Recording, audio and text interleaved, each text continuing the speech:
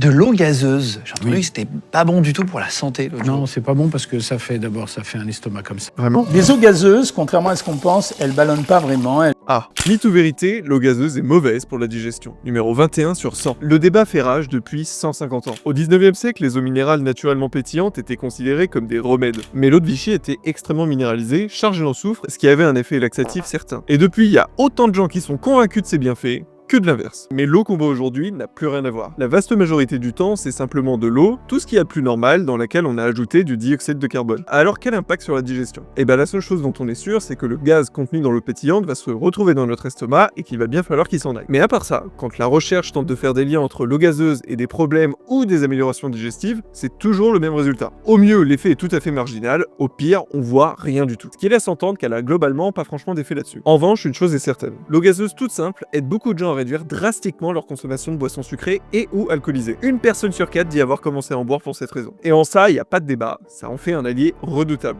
à condition d'aimer les bulles. Ah, mais on peut plus rien boire de toute façon.